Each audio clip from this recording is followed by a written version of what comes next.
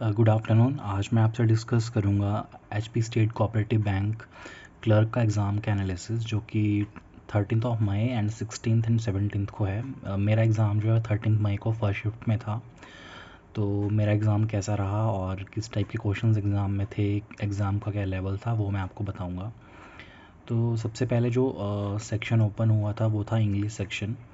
और इंग्लिश में जो क्वेश्चंस पूछे गए थे वो थे आरसी से, जो हैं 10 क्वेश्चंस पूछे गए थे। पैराजंबल के 5 क्वेश्चंस आए थे, फिलर्स से 5 क्वेश्चंस आए थे, एंड देन एरर डिटेक्शन से 5 क्वेश्चंस थे, एंड मिसस्पेल्ड से 5 क्वेश्चंस थे। आरसी जो थी वो स्टोरी बेस्ड आरसी थी, जिसमें कि एक मदर और एक उनकी डॉटर के बीच में, उनकी डॉटर के बारे में कुछ एक स्टोरी थी, जिससे आपसे 10 क्वेश्चंस पूछे थे, और उसमें से 3 क्वेश्चंस जो हैं वो सिनोनिम एंटोनिम्स के क्वेश्चंस थे।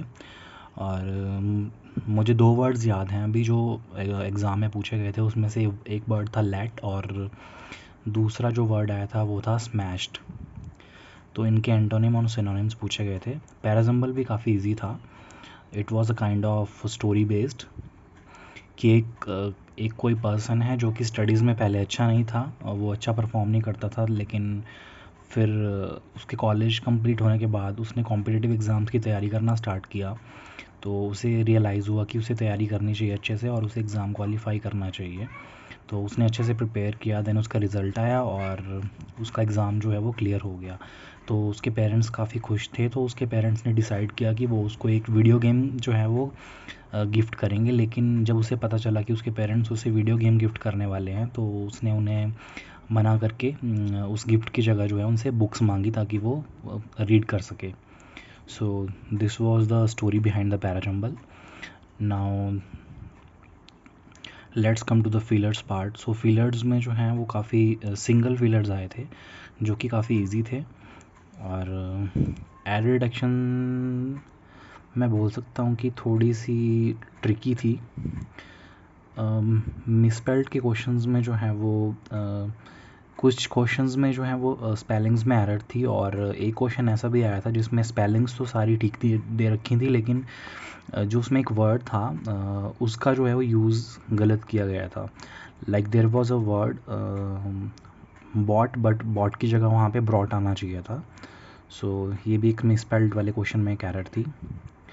Now let's come to the quant section. So quant section में जो है सिंप्लीफिकेशन के क्वेश्चंस पूछे गए थे 13 to 15 questions, and then wrong number series आई थी। रॉन्ग नंबर सीरीज़ के 5 क्वेश्चन थे, एंड एक डीआई आई थी जो कि बार ग्राफ थी, और 5 क्वेश्चंस उससे पूछे गए थे।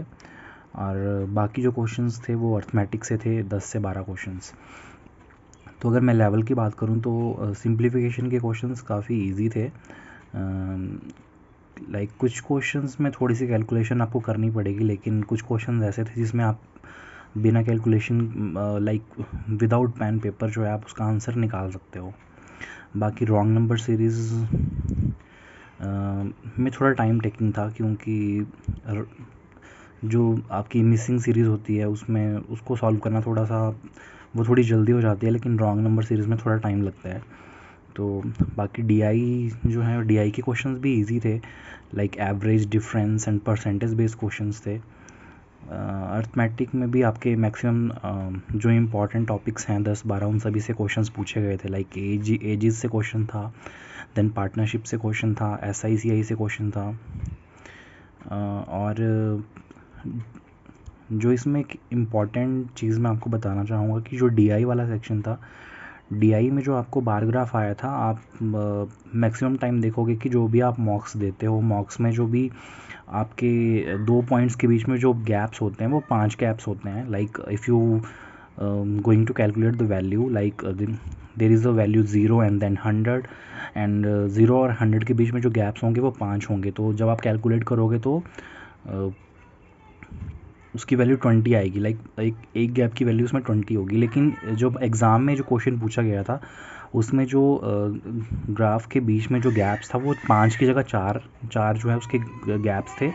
तो उसमें जो वैल्यूज़ थी वो ऐसे दी गई थी कि लाइक 2 लाइंस के बीच में जो आपकी जो वैल्यू थी लाइक वो थी फॉर जैसे 1200 एंड देन 1400 एंड देन 1600 और लाइक जो आपकी जो बीच में लाइंस थी उस हर एक लाइन की वैल्यू 50-50 आ रही थी। तो उसमें थोड़ा सा ये हो सकता है कि लाइक आपकी अगर किसी बार ग्राफ में एक वैल्यू 1000 आ रही है और आपसे उससे एक ऊपर वाली लाइन की वैल्यू मतलब निकालनी आपको पड़ेगी, तो उसकी जो वैल्यू आएगी वो आएगी 1050। तो वहाँ पे थोड़ी सी गलती हो सकती है वैल्यू निकालने में कि आप 1050 की जगह मे बी कुछ और वैल्यू कैलकुलेट कर लो और आपकी कैलकुलेशन उससे थोड़ी रॉन्ग हो जाए, तो उस चीज़ पे आपको थोड़ा सा ध्यान देना पड़ेगा। बाकी अर्थमेटिक के क्वेश्चंस उतने भी इजी तो नहीं बोलूँगा मैं। लाइक अगर आपने आरआरबी क्लर्क का पेपर दिया होगा तो आरआरबी क्लर्क के पेपर में जो क्वेश्चंस आते हैं अर्थमेटिक के वो काफ़ी इजी होते हैं। तो इसमें जो अर्थमेटिक के क्वेश्चंस थे वो इजी थे, लेकिन मुझे जो लगता है कि आरआरबी क्लर्क से बिट थोड़ा सा लेवल उनका ऊपर था। Now come to the reasoning section. So reasoning section में जो क्वेश्चंस पूछे गए थे, डायरेक्शन डिस्टेंस से 3 क्वेश्चंस थे एंड देन अल्फ़ाबेट सीरीज़ से 5 क्वेश्चंस थे। सीलॉग के 3-4 क्वेश्चंस थे, इनक्वालिटी के 3-4 क्वेश्चंस थे। अगर मैं मिसलिनियस की बात करूँ तो मिसलिनियस से number based, letter based, alphabet pair based question था और एक इन्फ्रेंस बेस्ड क्वेश्चन भी था। और 3 पजल्स मेरे एग्ज़ाम में पूछी गई थी। एक थी 8 person sitting in a row facing north, और एक पज़ल आई थी जिसमें 8 लोग थे जो कि स्क्वायर टेबल पे बैठे थे कॉर्नर में और मिडल में। तो जो कॉर्नर वाले थे वो बाहर देख रहे थे और मिडल वाले जो लोग जो हैं वो अंदर देख रहे थे। और जो थर्ड पज़ल आई थी वो थी 8 पर्सन जो हैं वो it's kind of floor based puzzle कि 8 लोग जो हैं वो लाइक ए और बी के बीच में 3 लोग बैठे हैं, बी जो है वो ए से ऊपर बैठता है। तो इस काइंड का इस टाइप का एक क्वेश्चन आया था जिससे 5 क्वेश्चन पूछे गए थे। रीजनिंग में मैं आपको बोलना चाहूँगा कि जो डायरेक्शन डिस्टेंस का क्वेश्चन था, जब आप डायग्राम बना लोगे तो डायग्राम तो आपका इजीली बन जाएगा, लेकिन जो इसके क्वेश्चंस पूछे गए थे, लाइक एक क्वेश्चन तो इजी था कि like with respect to 1 point another point की जो है डायरेक्शन पूछा गया था कि अगर आर के रिस्पेक्ट में एल जो है वो कौन सी डायरेक्शन में है, तो ये वाला क्वेश्चन पूछा गया था। एंड जो 2 क्वेश्चंस रिमेनिंग क्वेश्चन जो डायरेक्शन डिस्टेंस से थे उसमें क्या था कि डायग्राम बनाने के बाद 2 क्वेश्चंस में आपको कुछ कंडीशंस दी गई थी और उन कंडीशंस के बेस पे जो आंसर पूछा गया था कि अगर जो है ए के वेस्ट में के को बिठा दिया जाए और तो फिर के और एल के बीच में कितना डिस्टेंस होगा और जो के जो है वो एल के किस डायरेक्शन में होगा। तो इस टाइप के क्वेश्चंस पूछे गए थे डायरेक्शन डिस्टेंस में। बाकी अल्फ़ाबेट सीरीज़ में भी कुछ क्वेश्चन थोड़े ट्रिकी थे। जैसे कि उसमें पूछा गया था कि अगर एच और एस के बीच में जो भी अल्फ़ाबेट्स हैं अगर उनको डिलीट कर दिया जाए तो आपके राइट साइड से जो आपकी जो सीरीज़ स्टार्ट हो रही है उसमें जो है 8th कॉन्सोनेंट कौन सा आएगा। और एक क्वेश्चन पूछा गया था कि अगर आप लाइक इसमें कितने एलिमेंट्स हैं जिसमें जो उसको प्रीसीड करता है लेटर, वो जो है लेटर आपका आई थिंक के से पहले आता है। तो इतने ऐसे कितने एलिमेंट्स जो हैं वो सीरीज़ में हैं। तो एक ये क्वेश्चन पूछा गया था। सीलॉग के क्वेश्चंस इजी बोलूँगा कि इजी थे, इनक्वालिटी भी इजी थी। और जो नंबर बेस्ड क्वेश्चन था, नंबर बेस्ड क्वेश्चन में था कि आप जो है इवन नंबर में से 1 माइनस कर दो और ऑड में जो है 2 ऐड कर दो, तो उसके बाद कितने नंबर जो हैं उसमें रिपीट हो रहे हैं, जो कि 2 या 2 से ज़्यादा बार जो है नंबर्स आ रहे हैं। तो 2 नंबर थे जो कि 2 बार आ रहे थे।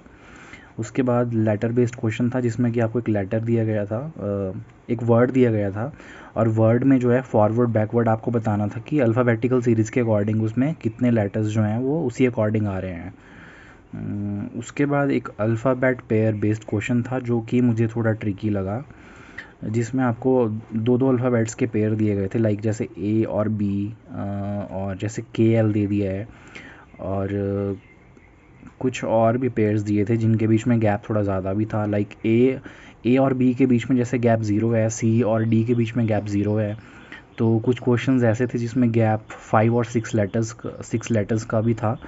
तो इसमें जो मुझे पैटर्न जो लगा कि पैटर्न जो फॉलो हो रहा था वो पैटर्न ये था कि जो आपके 2 अल्फ़ाबेट्स के जो उनकी वैल्यूज़ होती हैं उनकी वैल्यूज़ को जो है आपस में सब्ट्रैक्ट किया जा रहा था, और सब्ट्रैक्ट करके जो भी वैल्यू आ रही थी उसमें से 1 लेस करके उनके बीच में उतना गैप होना चाहिए। लाइक ए और बी, लाइक अगर आप ए की अल्फ़ाबेटिकल वैल्यू देखो तो 1 होती है, बी की 2 होती है, तो जब आप 2 और 1 को माइनस सब्ट्रैक्ट करोगे तो वैल्यू आएगी 1।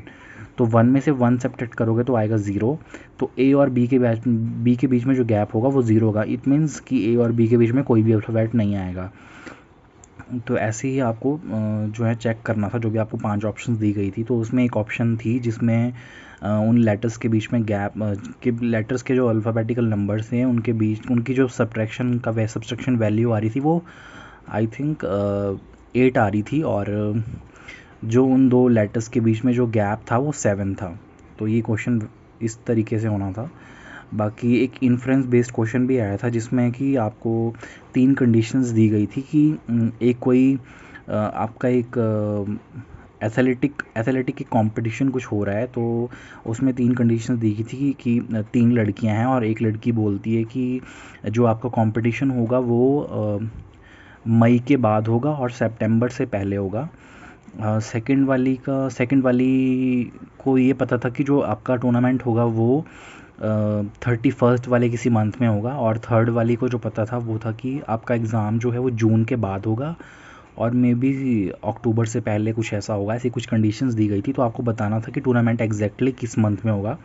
तो इसका जो आंसर था वो था कैन नॉट डिटर्मिन, बिकॉज 31 वाले मंथ जो हैं वो 2 आ रहे थे।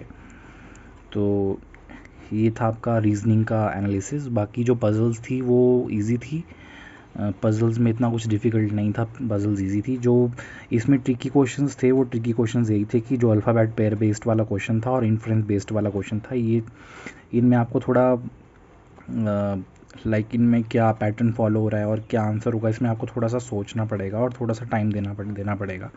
So these two questions were bit time taking, and otherwise reasoning section was also easy. So let's come to the 2021 cut off कि 2021 में कट ऑफ कितनी रही थी आपकी कैटेगरी वाइज, मैं आपको वो बताऊंगा। तो अगर हम कट ऑफ की बात करें जो आपका 2021 में एग्ज़ाम हुआ था, तो जनरल की जो उसमें कट ऑफ थी वो थी 89.25, और उस टाइम जो वैकेंसीज़ थी वो 31 थी, और जो कैंडिडेट्स जिनको मेंस के लिए सिलेक्ट किया गया था वो थे 322। और अगर ओबीसी की बात की जाए तो ओबीसी की जो कट ऑफ रही थी वो थी 79.25, और उस टाइम जो वैकेंसीज थी वो थी 13, और जो कैंडिडेट्स सिलेक्ट किए गए थे मेंस के लिए वो थे 130।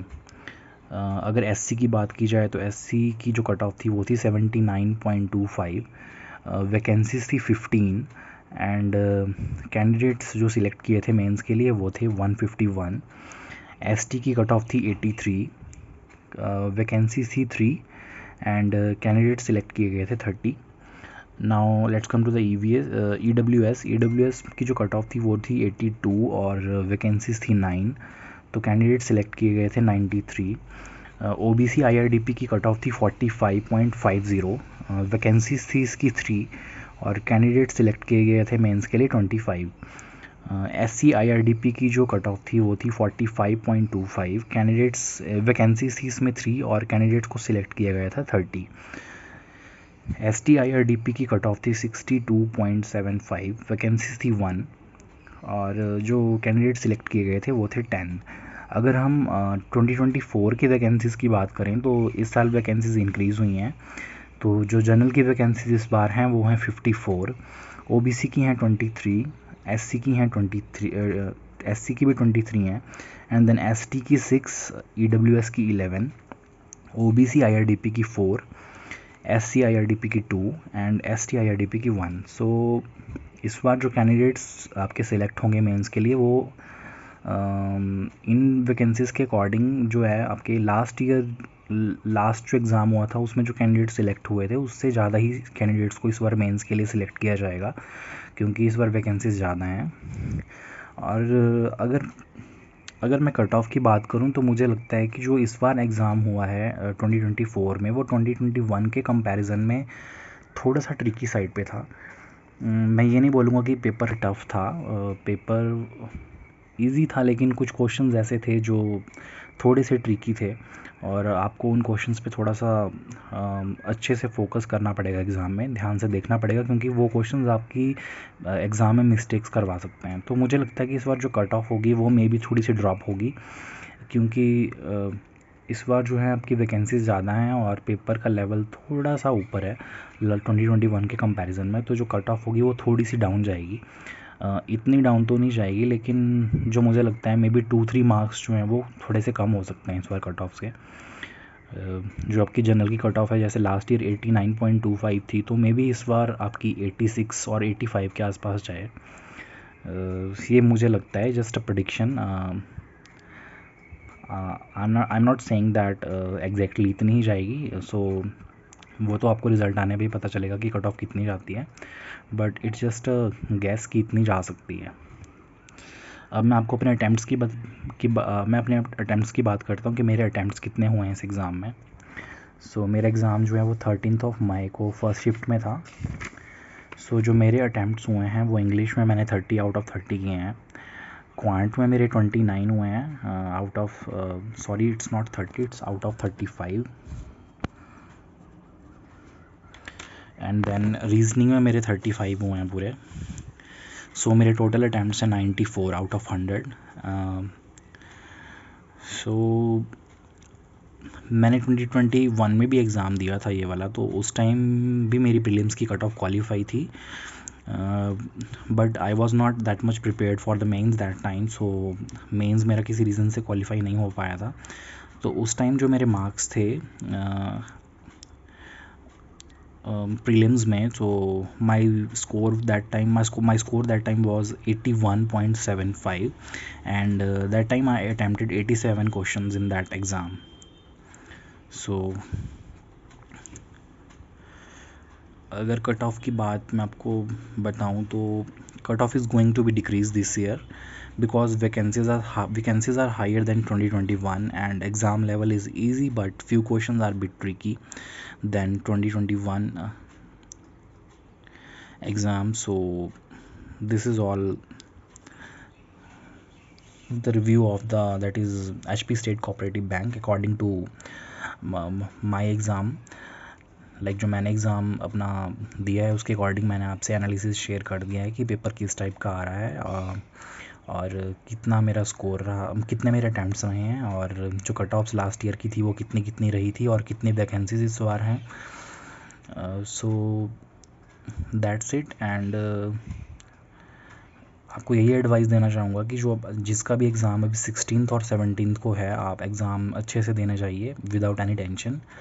एंड मेरी एडवाइस ये रहेगी कि आप एग्ज़ाम को जो है वो काम होके एग्ज़ाम दें अपना, और क्वेश्चंस को थोड़ा ध्यान से फोकस होके रीड करें कि क्वेश्चन में पूछा क्या जा रहा है। और कुछ क्वेश्चंस होंगे जो कि काफ़ी इजी होंगे, आपको उन क्वेश्चंस को थोड़ा फास्टली करना पड़ेगा, ताकि जो आपके क्वेश्चन थोड़े डिफ़िकल्ट है, थोड़े ट्रिकी पूछे गए हैं, उनमें आप जो है वो थोड़ा टाइम ज़्यादा दे पाएँ, ताकि आपके अटैम्प्ट्स जो हैं वो आप कम्प्लीटली जो है रीजनिंग में पूरे 35 में से 35 करके आ सकें, और इंग्लिश में भी आप पूरे 30 कर सकते हो, क्वांट में भी कर सकते हो। लेकिन एक्चुअली मेरे केस में ये हुआ कि मेरे 29 ही अटैम्प्ट हो पाए, क्योंकि मैं कुछ कैलकुलेशंस में जो है वो अटक गया। So due to that reason I was not able to attempt 35 out of 35 in the quant section, but yeah, I am happy with my performance, like 94 is not that much bad attempt. So this is all about this video, and if you want to know any information about this examination, or regarding if you have any doubt regarding this exam, you can comment, and I will try to reply those questions as soon as possible. So thanks for watching this video.